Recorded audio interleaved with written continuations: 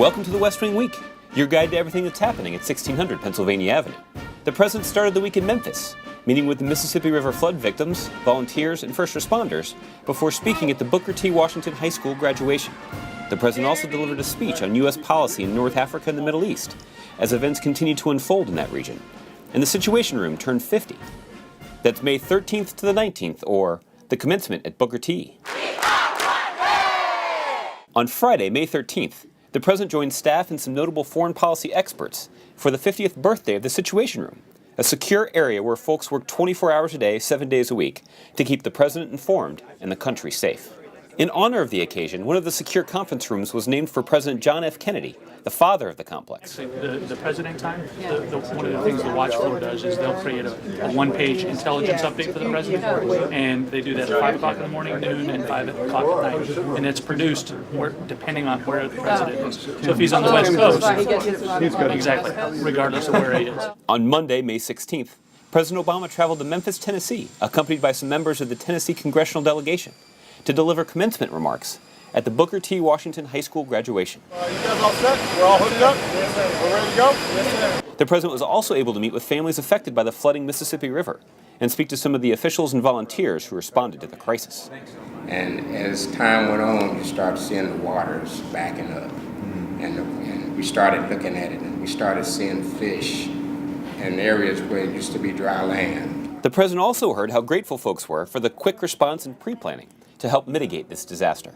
There's always a lot of criticism on funds that's spent for emergency preparedness, but let me tell you, if done right, it works and it pays off big time. At the commencement, President Obama caught up with the principal of Booker T. Washington High School, Alicia Kiner.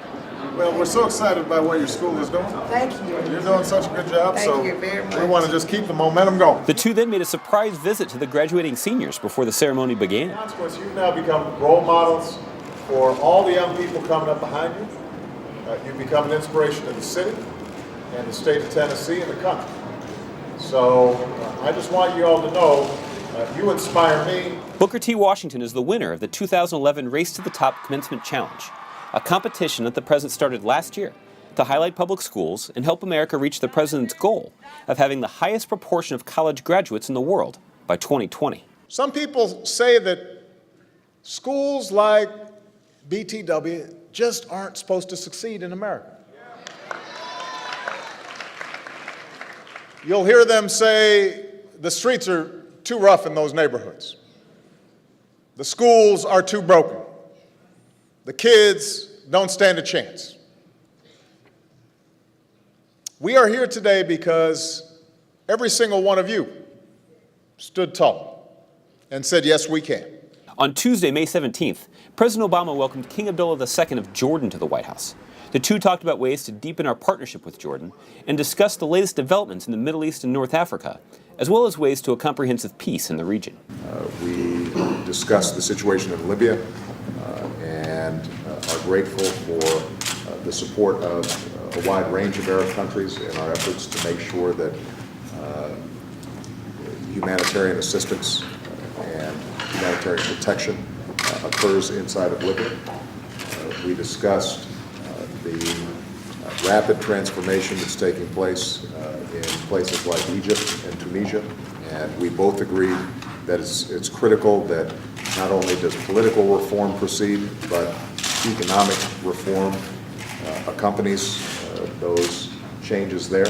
On Wednesday, May 18th, President Obama, accompanied by Homeland Security Secretary Janet Napolitano, traveled to New London, Connecticut, to speak at the Coast Guard Academy's 130th commencement exercises. The Coast Guard is America's longest continuous maritime service, protecting our coasts and providing crucial services in the times of disasters, like the Deepwater Horizon oil spill.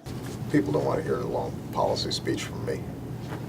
They want to celebrate all these wonderful graduates. After a thorough briefing, the President went to the ceremony where more than 200 junior officers were commissioned with the rank of ensign. They will soon be assigned to boats and ports all across the thousands of miles of American coastline.